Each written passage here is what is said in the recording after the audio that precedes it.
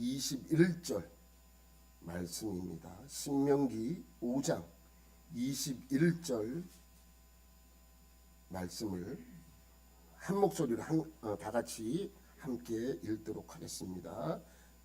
내 이웃의 아내를 탐내지 말지니라.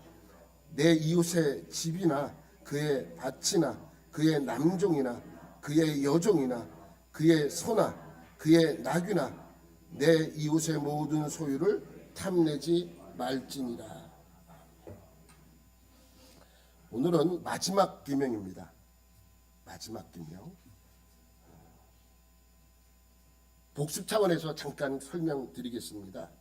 십계명은 성경에 2번 기록이 되어 있어요. 첫 번째는 출애굽기에 기록되어 있죠. 광야에서, 시내 광야에서 하나님의 백성들과 처음으로 언약을 맺을 때 이 십계명을 주셨습니다.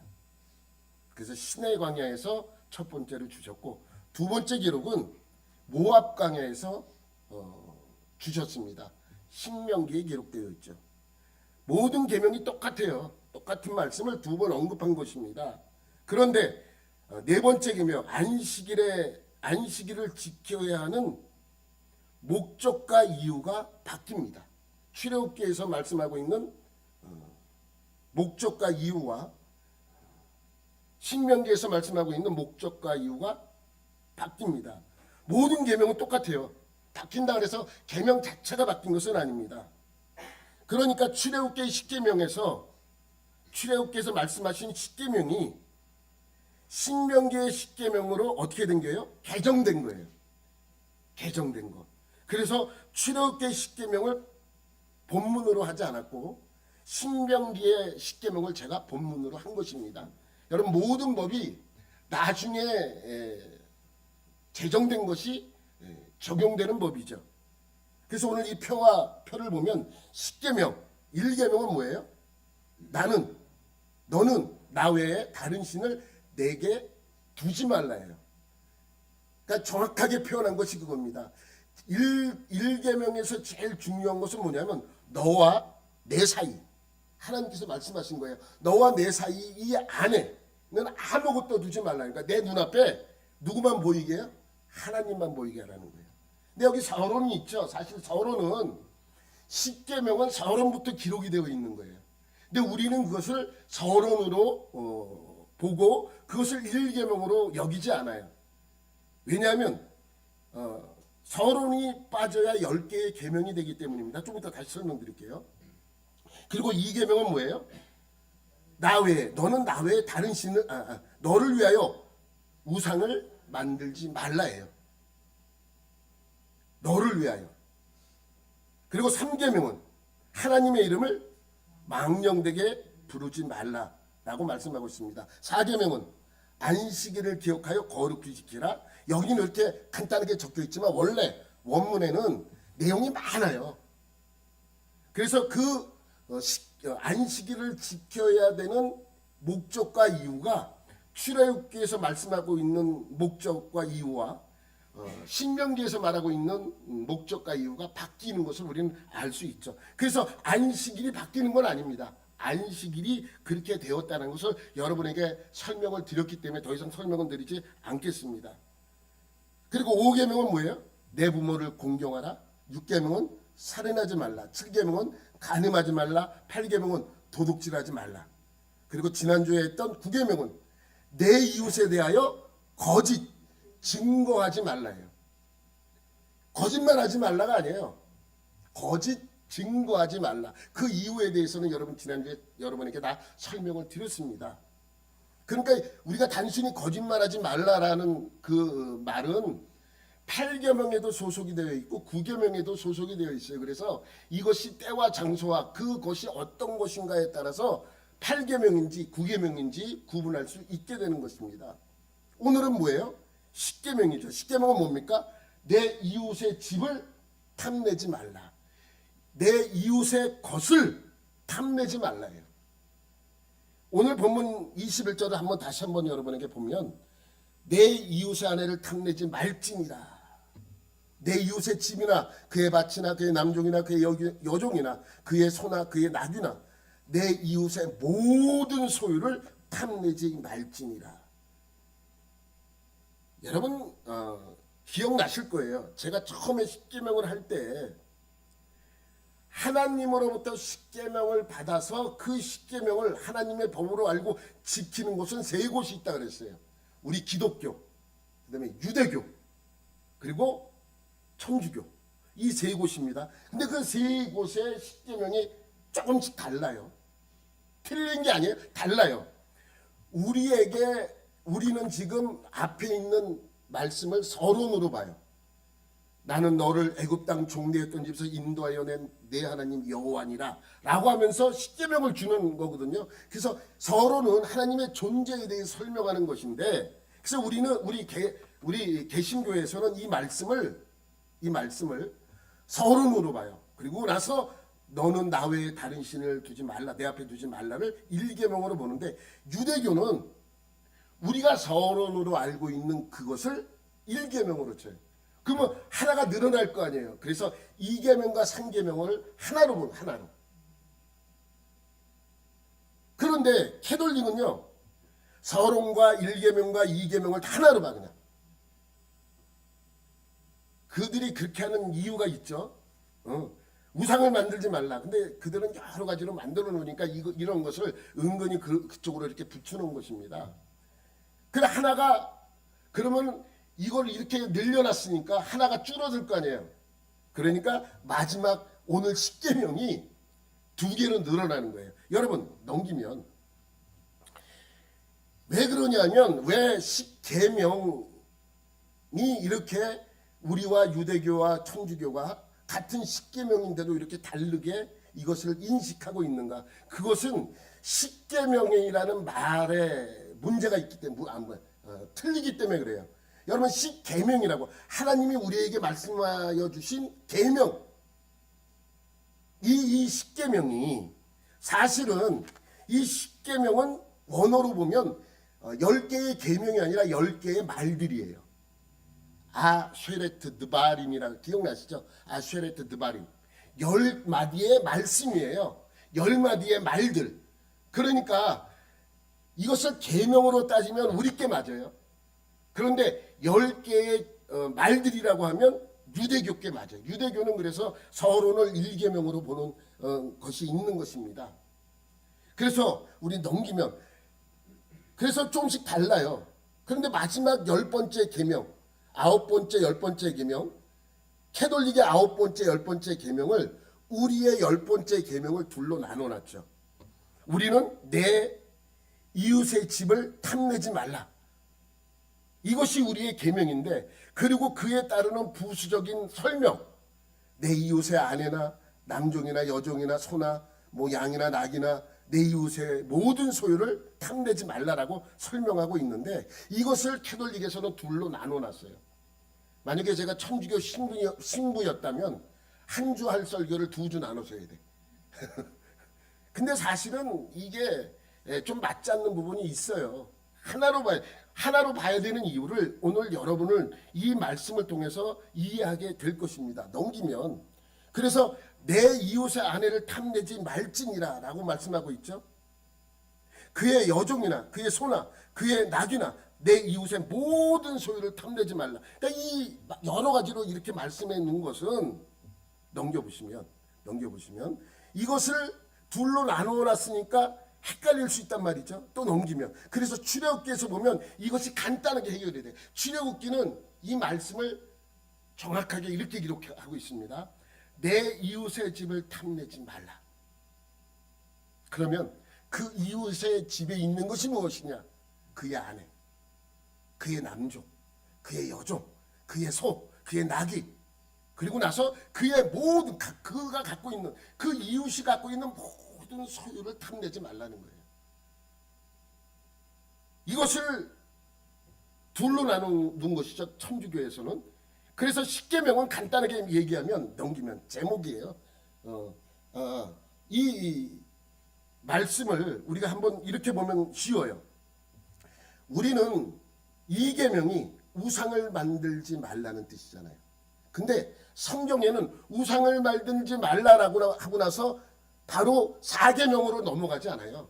3계명으로 넘어가지 않아요. 이 계명을 너는 자기를 위하여 새긴 우상을 만들지 말고, 그리고 부수적인 설명을 해요. 그 우상으로 만들어지는 것이 무엇인지, 하늘에 있는 것, 땅에 있는 것, 물속에 있는 것을 비유하면서 어떠한 것으로도 형상을 만들지 말라고 이 모든 것을 설명하고 있죠. 쭉 설명을 합니다. 그리고 나서 몇 계명으로 넘어가요? 3계명으로 넘어가는 거예요. 똑같아요. 넘겨보세요. 내 이웃의 것을 탐내지 말라라고 설명하고 있죠. 그것이 뭐냐? 내 이웃의 것이 뭐냐? 아내, 그의 남종, 여종, 소, 나귀, 그가 가진 모든 것을 설명하고 있는 것입니다. 그래서 이 제목의 뜻을 제가 이렇게 쓴 것은 요거 자체가, 요 제목 자체가 십계명이에요. 이웃의 것을 탐하지 말라. 근데 사실 이게 1계명부터 10계명까지 설교하면서 제일 어려운 설교가 오늘 설교예요. 여러분 보세요. 오늘 말씀이 가장 어려운 이유는 명확하지가 않아요. 탐내는 것이 어느 정도까지인가. 여러분 남의 거 보면 저거 탐나는데 이렇게 생각 안 해본 분이 있어요? 그럼 이미 여러분들은 전부 다 10계명을 지키지 못한 사람들이에요. 그러니까 이 탐내지 말라가 이거 참 탐난다 라고 하는 그 순간, 어느 순간에 나는 하나님께 범죄한 것인가 라는 것을 우리는 상당히 이 개념을 주관적으로 알 수밖에 없고, 또 요 기준이 정확히 어디인지 우리는 알 수가 없습니다.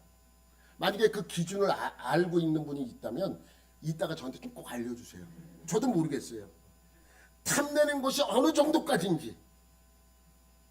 그래서 여러분 많은 목사님들이 이걸 설교를 할 때 탐심을 이야기합니다. 탐심. 그러면 그 탐심이 어느 정도까지예요? 탐심. 여러분 탐내다. 오늘은 이 탐내는 것을 성경에서는 어느 선에서 말씀하고 있는지 우리는 이 말씀을 통해서 하나하나 베껴가며 알아야 할 것입니다. 여러분 오늘 이 탐내다라는 이 단어는 히브리어로 하마스가 아니에요. 하마스는 아랍어예요. 아랍어. 저항하는 자 뭐 이런 뜻이라고 합니다. 하마드는 히브리어예요. 히브리어로 하마드가 뭐라고요? 하마드를 탐내다로 번역을 한 것입니다. 그런데 이 하마드는 탐내다라는 뜻만 갖고 있는 것이 아니에요. 이러한 뜻도 갖고 있어요. 갈망하다, 소원하다, 열망하다. 우리나라 단어로는 그냥 탐내다로 번역이 되었지만 이 하마드라는 말 속에는 갈망하는 것도, 사실은 하마드의 말의 뜻도 그 안에는 포함되어 있습니다. 여러분 생각해 보십시오. 그러면 10계명에 탐내지 말라라고 하는 것은 뭐예요? 갈망하지 말라, 열망하지 말라, 소원 갖지 말라, 이러한 말과 같은 뜻이잖아요. 근데 그러면 여기 욕심 없는 분이 있어요? 사실 욕심을 한 번도 나는 부리지 않은 사람이 있습니까? 난 한 번도 욕심 낸 적이 없어.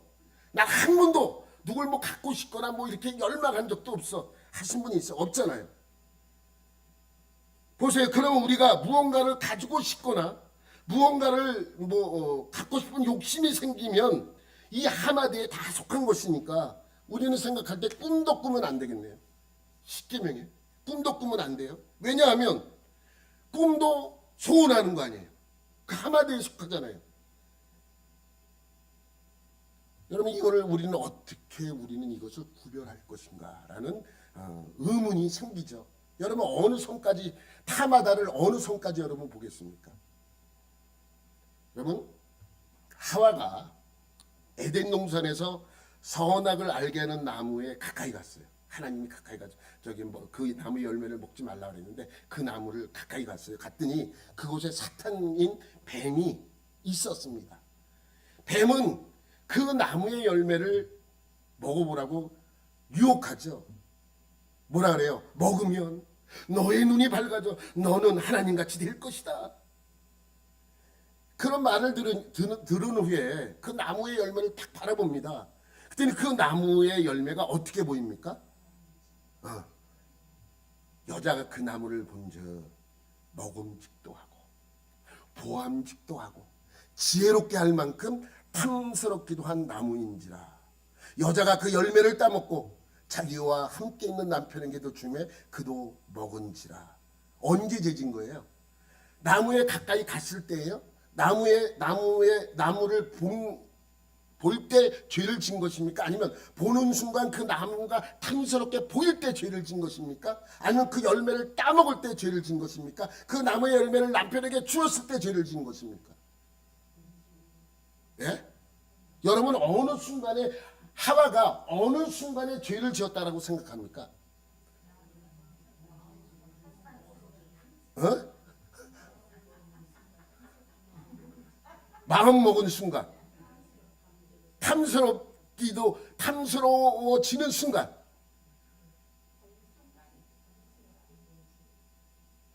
여러분 어느 순간이 됐다 하와는 죄를 졌어요. 근데 저는 이렇게 봅니다. 아니 이 나무가 동산 어디에 있어요? 중앙에 있어요. 그러니까 오다 가다 이 나무를 늘 볼까요? 보지 못할까요? 한쪽 구탱이 있다면 못 봤을 거예요. 그러나 중앙에 있어요. 또 오다 가다 이 나무는 항상 보이게 되어 있어요. 그러면 가까이 간 거나 본 것은 죄가 아니에요. 뭐 그렇잖아요. 근데 그 유혹의 말을 듣고 나무를 보는 순간 탐스럽게 보여요? 탐스럽게 보여요. 먹고 싶다 이런 마음이 생겨요? 죄입니까? 죄 아니죠. 왜 죄예요? 따서 먹는 순간 죄를 진 것이죠. 하나님이 보지 말라 그랬어요? 하나님이 뭐라고 말씀하셨습니까? 따먹지 말라고 가르쳤어요. 그런데도 하와는 따먹었죠. 따먹는 순간 죄를 범한 것이죠. 그런데 여기서 탐스럽기도 한 이 탐스럽다라는 이 단어는 히브리어로 하마드가 아니에요. 타바예요. 타바라는 뜻이 뭐냐? 똑같아요. 탐내다라는 뜻도 있지만 아까 하마드하고 뜻이 똑같아요. 열망하다, 소원하다, 갈망하다의 뜻도 타바가 갖고 있습니다. 그러니까 똑같아요. 우리말로 갈망하다. 어떤 사람은 열망하다 이렇게 표현했다면 같은 뜻이잖아요. 똑같이 타바나 하마드는 똑같은 뜻입니다. 그렇다면 여러분 보세요. 단지 무엇인가를 열망하는 것이 탐심입니까? 전혀 그렇지 않아요. 여기서 말씀하고 있는 탐하다는 그 뜻이 전혀 아닌 것입니다. 열망은 하나님이 주신 성품으로 무언가를 성취하는 데에 가장 중요한 요소입니다.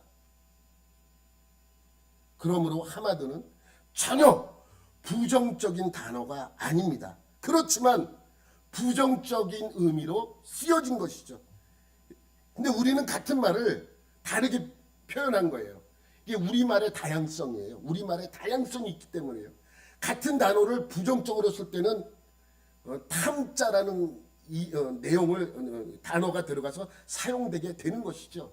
여러분 우리는 어떤 외국 사람과 우리나라 사람이 길을 가고 있는데 한국 사람이 전화가 와요. 그래서 전화를 받았어요. 전화를 받았는데 이 외국인이 볼 때 처음부터 끝까지 이 한국 사람이 어떻게 말을 하냐면 네 그리고 끊더래요. 너는 무슨 전화를 네 하고만 하다가 끊냐? 도대체 그게 대화가 되냐?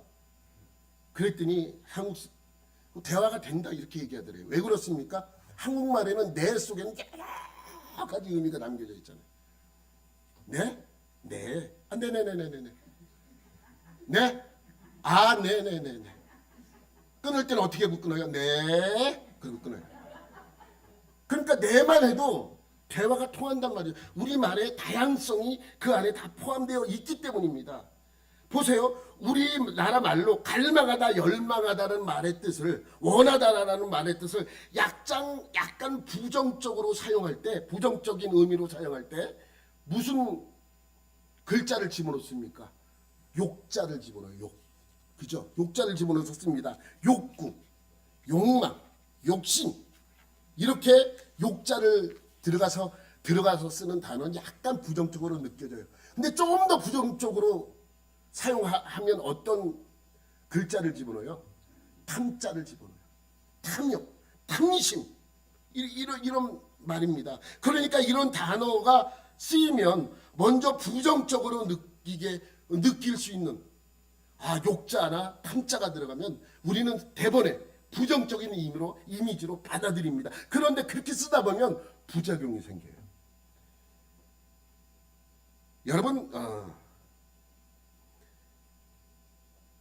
언제 열망, 소원이 탐심이 되어서 그것이 죄가 되는가?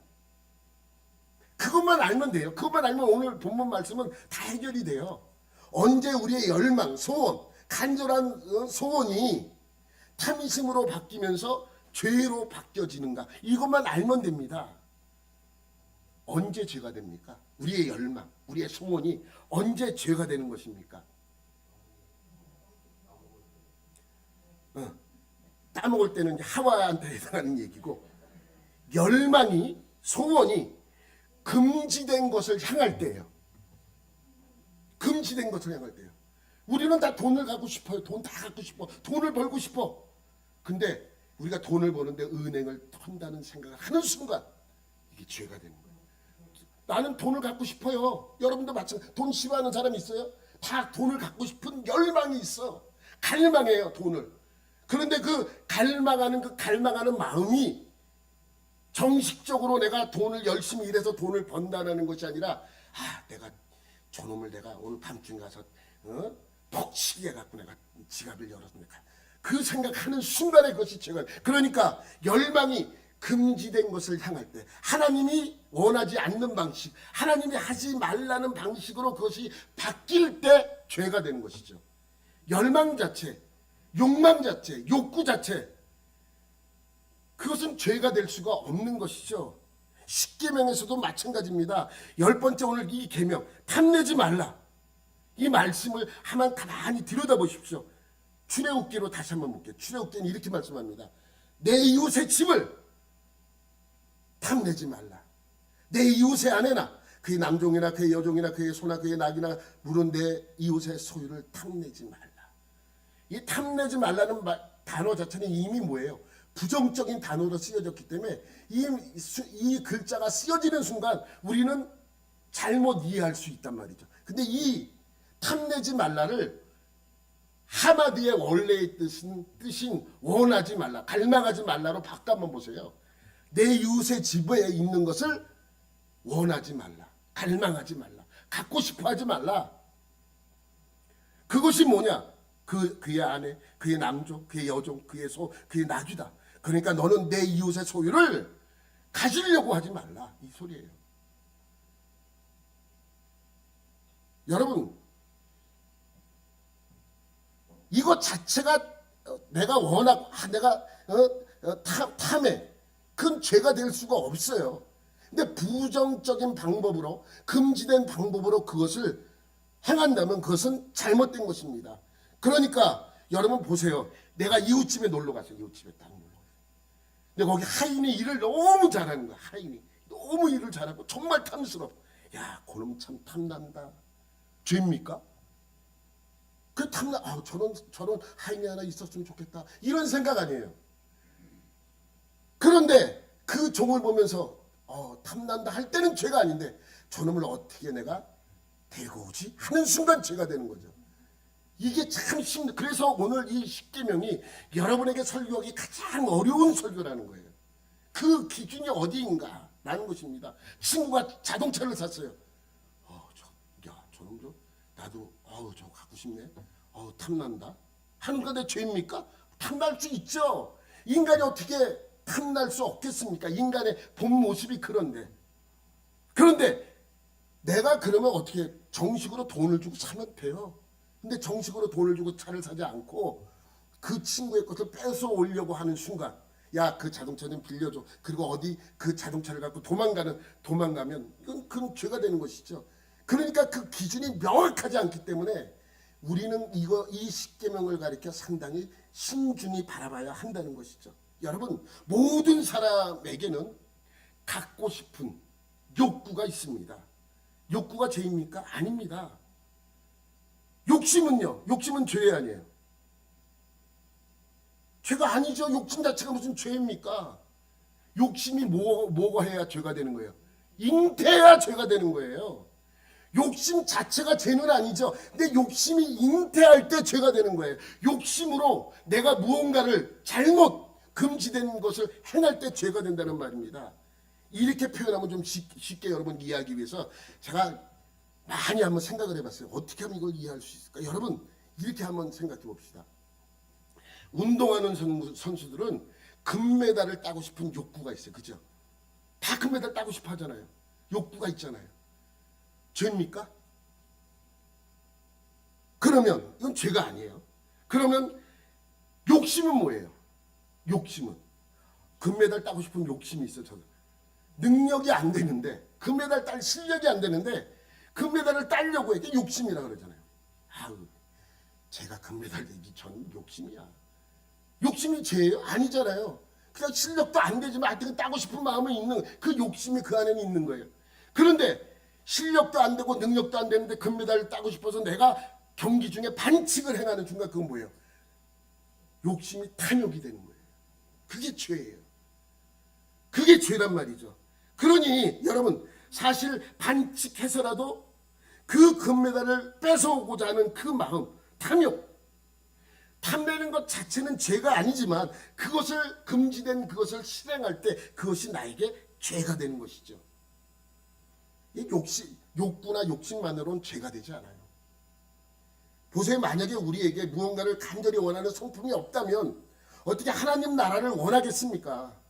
다만 그 소원이 금지된 곳이나 남의 것으로 향할 때 죄가 되는 것이죠.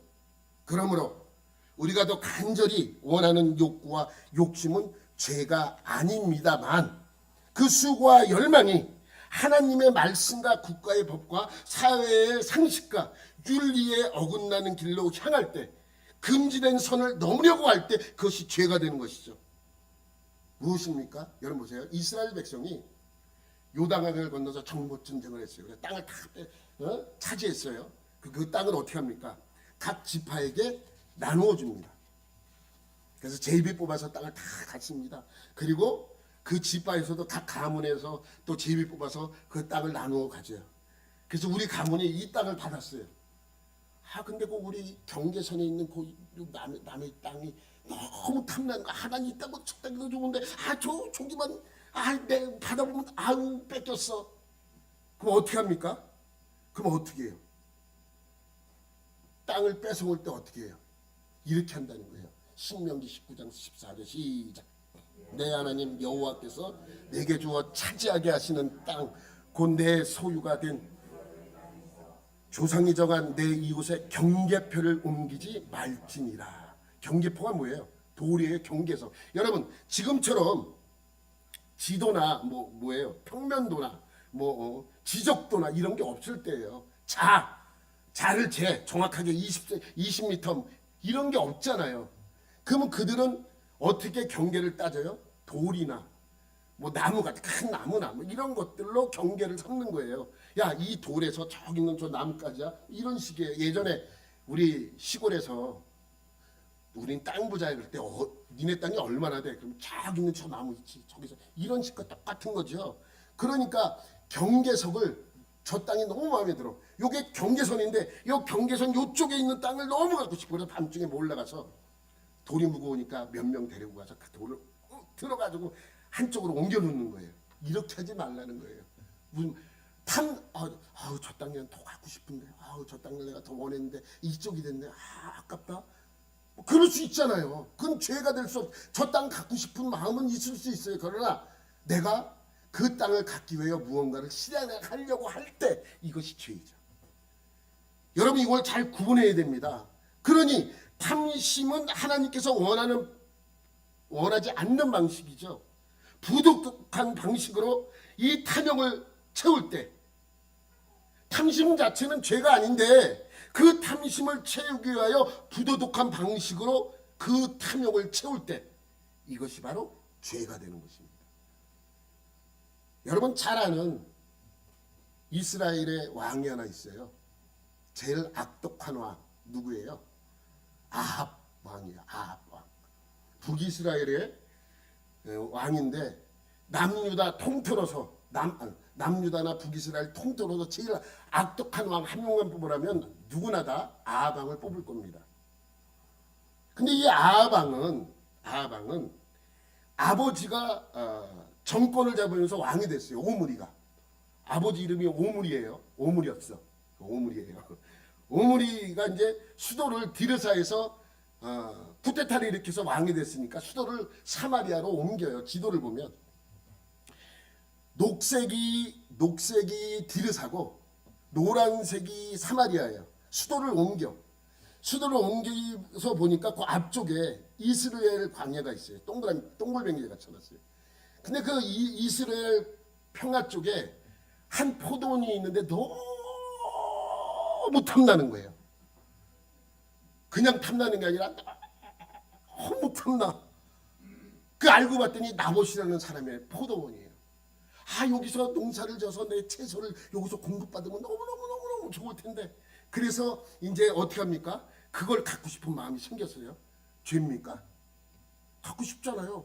그러면 이제 하인에게 자기 신하게 얘기하면 너는 가서 그 나봇이라는 사람에게 이 포도원을 팔라고 해라. 가격은 얼마라도 좋으니까 지불하고 그 땅을 내 것으로 좀 만들어 달라. 그래서 신하가 갔어요.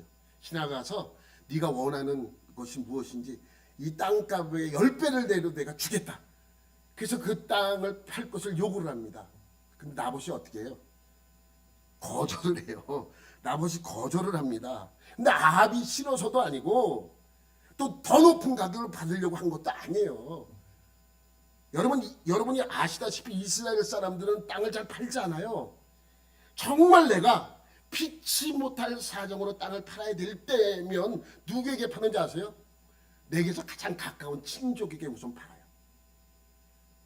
그리고 그 땅을 남의 지파 사람들에게는 절대로 팔지 않습니다. 그러니까 이 나봇은 조상으로부터 물려받은 이 땅을 팔 수가 없어요. 그래서 그렇다라고 아합에게 양해를 구하죠. 열왕기상 21장 4절 시작. 이스라엘 사람 나봇이 아합에게 대답하여 이르기를 내 조상의 유산을 왕께 줄 수 없다 하므로 아합이 근심하고 답답하여 왕궁으로 돌아와 침상에 누워 얼굴을 돌리고 식사를 아니하니. 여러분, 그 사람이 나봇이 포도원을 팔 수 없습니다. 그래서 삐졌어. 죄 지은 겁니까? 삐지는 게 죄를 지은 거 아니잖아요. 또 아합이 근심하고 답답해요. 죄 지은 겁니까? 아니잖아요. 삐져서 밥을 안 먹어. 죄를 지은 겁니까? 아니죠. 근데 어느 때 죄가 되는지 한번 보세요. 이렇게 식사도 아니하고 삐져서 그냥 이렇게 있으니까 그 아내가 누구예요? 그 유명한 이씨야. 우리 이씨하고 달라요. 또 이씨 욕했다고 또 저한테 시비 걸지 마세요. 그 이씨가 아니라 다른 이씨예요. 이사벨. 왜 그렇습니까? 이세벨이 왜 이렇게 먹지도 않고 이렇게 힘들어 합니까? 그럼 말이나 하지 말지. 그것도 고자질을 해요. 이세벨에게 나봇이라는 있는 놈이 있는데 저 땅을 나게 팔지 않는데 난 저 땅을 너무 갖고 싶은데 저 땅을 팔지 않는데 왜 나 화가 나서 나 삐졌어. 그러니까 이세벨이 있다가 별것도 아닌 것 같고 그러시네. 걱정하지 마세요. 내가 해결해 주겠습니다. 이렇게 얘기합니다. 그리고 어떻게 합니까? 왕의 이름을 빌려 나봇을 높은 자리에 앉혀요. 그 성에서 가장 높은 자리에 앉힙니다. 그리고 불량배를 두 사람을 섭외해서 이 나봇이 하나님과 왕을 저주했다라고 거짓 증인을 시켜요. 왜 두 사람입니까? 한 사람은 증인으로서 인정을 못 받으니까 두 사람을 세우는 거예요.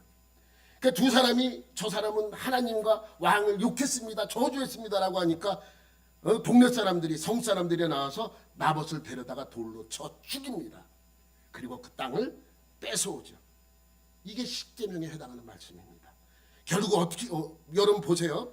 언제 이 아합이 이 포도원을 뺏어올 때 언제 죄가 되는 겁니까?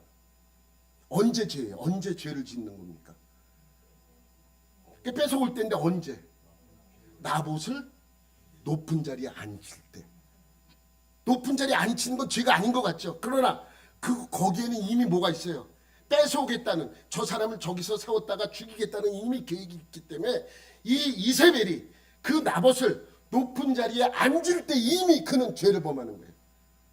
이미. 왜? 그것은 그 사람을 정말 높은 자리에 앉히려고 하는 것이 아니라 그것을 이용해서 이 사람을 죽이려고 하기 때문에 그 높은 자리에 앉히는 순간 그것이 죄가 되는 것입니다. 여러분, 이러한 죄를 범한 아합의 후손들이 어떻게 된지 아세요? 나봇을 죽여 그 피가 묻어있는 그 땅에서 이 아합의 아들 70명과 그의 후손들이 예후의 칼에 전부 도살됩니다. 그리고 하나님이 예언한 대로 그 이스라엘 광야에 그 피, 흘린 그 피를 개들이 핥고 다녀요.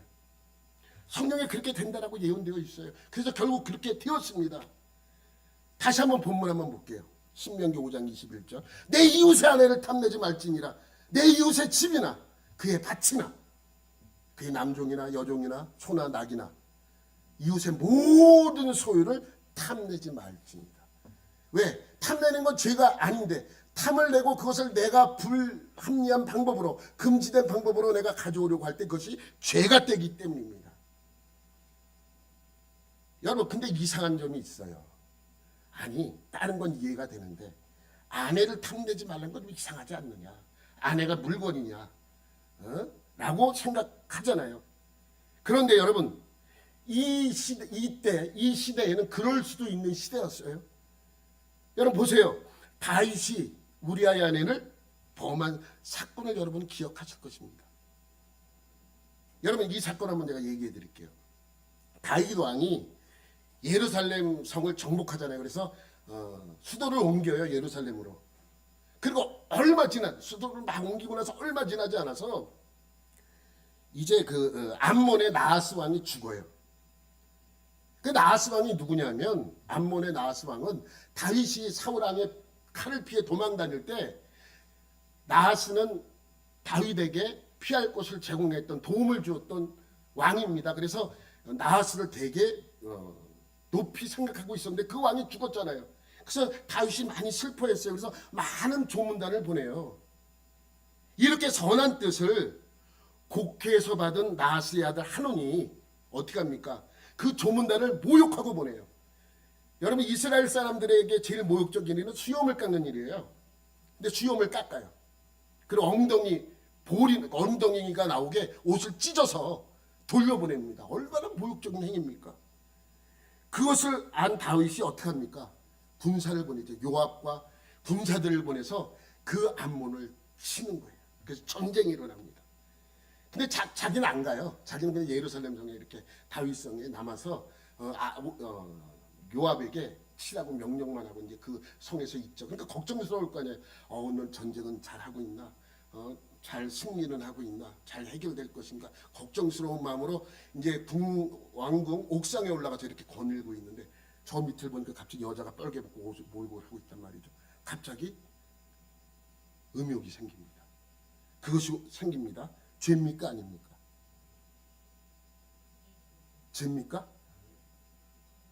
여기까지 죄라고 보기 힘들죠. 내가 눈을 일부러, 오늘 내가 이 여자 빨개 벗은 거 좀 봐야 되겠다. 본 게 아니잖아요. 그냥 거닐고 있다가 이렇게 봤는데 보이는 거 아니에요. 여러분, 이렇게 생각하는 사람이 있어요. 무슨 소리냐? 예수님도 여인을 보고 음욕을 품으면 이미 뭐 했다 그래요? 그 음욕 품지 말아야죠. 죄이죠. 정말 그렇습니까? 성경을 잘못 보는 거예요. 그렇게 알고 있다면. 예수님의 말씀 한번 잘 보시기 바랍니다. 마태복음 5장 28절이에요. 시작. 나는 너희에게 이르노니 음욕을 품고 여자를 보는 자마다 마음의 힘이 가늠한 것이다. 보고 음욕이 생긴 것이 아니라 이미 그 마음에는 음욕을 품고 나쁜 생각을 하기로 작정을 하고 여자를 보는 것, 이것이 가늠한 것이지 여자를 보고 음욕을 품은 것이 아니에요. 오해를 하면 안 됩니다.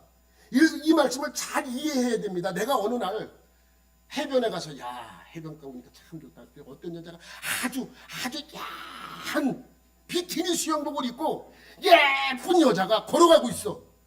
그럼 남자들은 대부분 아유 이럽니까? 아니 저러고 다니네. 이렇게 다 봅니다.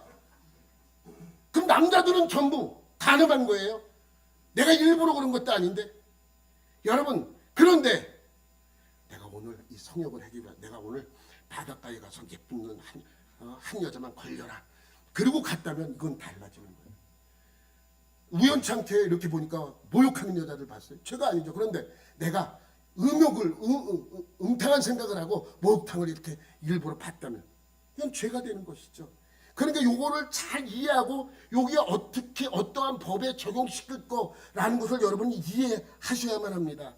다윗도 여자가 모욕하는 것을 보고 일부러 본 것입니까? 우연히 본 것입니까? 우연히 봤죠. 그러니까 죄가 아니죠. 그리고 나서 어떻게 합니까? 그 여인이 누군지 알아봐요. 그랬더니 전쟁에 참여한 우리아의 아내였습니다. 죄입니까? 아닙니까? 아직까지는 죄가 아니에요. 아직까지는 죄가 아니죠.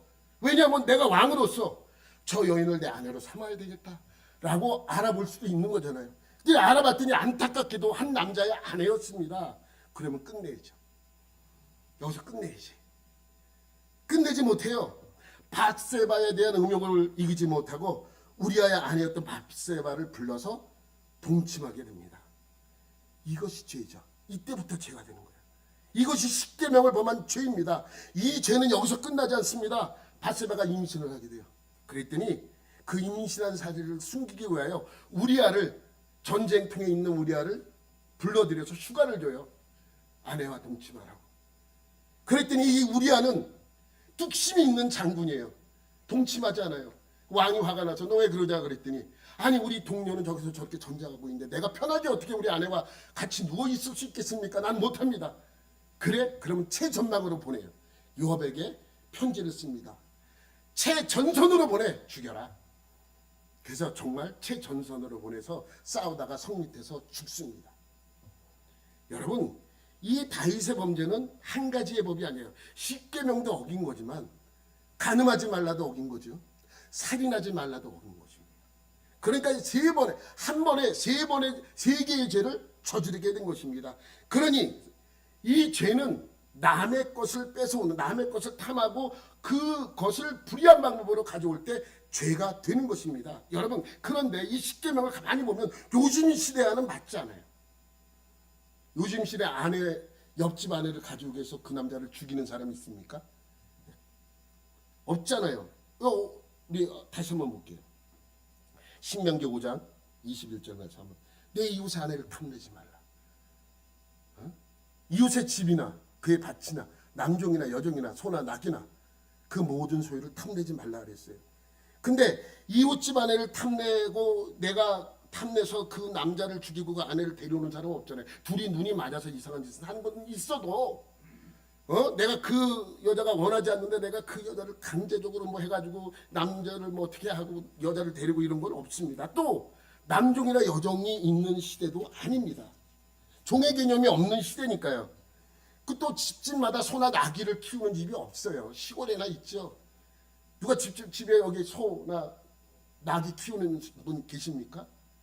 없잖아요. 그럼 이 계명은 왜 주었는가? 여러분 잘 생각해 보십시오. 이 계명은요 광야에서 정복 시대를 앞두고 있는 이스라엘 사람들에게 준 것이죠. 더 정확한 개념으로 이 십계명에서 말씀하고 있는 내 이웃은 내가 알고 있는 내가 다른 지파나 다른 지역의 사람이 아니라 그곳에 살고 있는 사람도 이 안에 포함되어 있다는 것입니다. 가나안 땅을 정복했잖아요. 정복해서 보니 이 가나안 사람들, 가나안 이방인들이 데리고 사는 여인들이 너무 마음에 드는 거예요. 그렇다고 그 사람을 죽이고 다 그를 데려오거나 또 그가 갖고 있는 재산을 무조건 다 가져오지 말라고 하나님은 말씀하고 있는 것입니다. 왜냐하면 더불어 내가 힘이 있다고 권력이 있다고 높은 자리에 있다고 약한 사람을 불법적으로 행하지 말라라는 하나님의 경고의 말씀이기도 합니다. 그러니 사실 지금 시대와는 직접적으로는 맞지는 않는 내용입니다만 그럼 이 계명을 요즘 시대에 우리가 어떻게 적용할 것인가? 이것이 중요합니다. 이것이 우리의 숙제예요. 다시 한번 말씀드리지만 십계명은 단순히 탐심이나 욕심을 말씀하고 있는 것이 아닙니다. 옆집에서 또 친구가 아니면 김 집사님이 자동차를 새로 샀어. 나 사고 싶은데 저걸 어떻게 뺏어오지? 아니에요. 그냥 내가 갖고 싶으면 나는 내 돈 주고 내가 사면 돼요. 욕심이 생기면 사면 됩니다. 죄가 아니죠, 여기까지는. 그런데 욕심이나 탐심이 하나님의 법을 넘어 탐욕으로 불법을 행했다면 그것이 바로 죄가 된다는 말씀이죠. 탐심이나 욕심이 하나님이 원하지 않는 방식으로 이루어지거나 또 탐욕으로 나타날 때를 가리키고 있는 것입니다. 여러분, 나는 도둑질하지 않았어. 나는 사기도 안 쳤어. 나는 거짓말도 하지 않았어. 내 손에 피를 묻히지 않았어. 그런데 상대방의 약점을 이용해서 그것을 내 것으로 만든다면, 그리고 그 사람에게 손해를 입혔다면 이것은 바로 십계명에 해당하는 범죄와 같은 것입니다. 한 예로, 여러분 학교에서 반장 선거를 하잖아요. 아슬아슬하게 내가 떨어졌어. 근데 난 반장이 너무너무 되고 싶어. 그래서 어떻게 합니까? 가서 이상한 일을 만들어서 모함해갖고 그를 그 반장의 자리에서 끄집어내. 이게 정치와는 상관없어. 그냥 얘기하는 거예요. 목사는 또 정치적인 발언이 아니라 그 예를 들기에 너무 편하기 때문에 드는 거예요. 갖고 싶은 거예요. 저 사람이 반장이 돼서 갖고 싶은 거예요. 저 반장을 내 거로 만들고 싶은 거예요. 그러면 정치적인 방법을 동원해야죠. 불법적인 방법을 동원하면 안 되는 것입니다. 그러니까 여러분, 이 말씀은 무엇을 우리에게 주고자 하는 말씀이냐면, 내 것이 아니면 그것은 하나님께서 다른 사람에게 허락하시고 준 것입니다. 그럼 그것을 수용하고 내가 인정해야 되는 거예요. 이번엔 내가 아닌가 보다. 수용하고 인정하는 거예요. 근데 그것이 참 인간의 악한 심성으로 잘 안 돼요. 욕심으로 그것이 잘 안 됩니다. 그러니까 하고 싶은 욕망, 되고 싶은 욕망 때문에 남의 것을 뺏어오는 것, 이것을 말씀하고 있는 것이죠. 처음에도 말씀드렸지만 스포츠 선수들이 금메달을 따고 싶은 욕구가 있는 것은 당연한 것입니다. 그 욕구가 있다고 죄가 아니잖아요. 또 실력이 안 되는데 금메달을 따겠다고 하면 그것은 욕심입니다. 욕심 좀 부릴 수 있어요. 난 실력이 안 되지만 내가 욕심을 좀 부릴 수 있어요. 여기까지는 죄가 아니에요. 근데 그 욕심을 채우기 위하여 반칙을 해서 상대방 실력 있는 사람을 탈락시키고 내가 그 자리에 올라간다면 그것은 탐욕이죠. 그것이 바로 십계명이 말씀하고 있는 말씀입니다. 여러분, 탐심이나 욕심은 죄가 아니지만 죄가 될 확률이 상당히 크다는 것이죠. 욕심이 클수록, 탐욕이 클수록, 탐심이 클수록 내가 죄를 범할 확률이 더 커진다는 것입니다. 여러분, 주님의 말씀처럼 내 이웃을 사랑하라 라는 말씀을 실천하지 못하더라도 적어도 이웃의 것을 뺏어오는 죄를 범하지 말아야 하는 것이죠. 여러분은 욕심을 좀 갖고 있어도 괜찮아요. 꿈을 좀 갖고 있어도 그것이 뭐가 죄입니까? 죄가 아닙니다. 그러나 그것이 탐욕으로 바꾸어지지 않도록 기도하고 노력하면서 하나님의 명령인 이 십계명까지도 잘 지켜 행하는 여러분들이 되시기를 예수님의 이름으로 축원합니다. 하나님 아버지, 감사합니다. 오늘 이 말씀처럼 우리의 욕심이 주님의 말씀을 넘어서서 범죄자처럼 되지 않도록 우리를 인도하여 주시고 붙들어 주옵소서. 오늘의 이 말씀처럼 하나님의 말씀을 온전히 지켜 행하는 하나님의 자녀가 되게 하여 주옵소서. 감사드리며 예수님의 이름으로 기도드립니다. 아멘.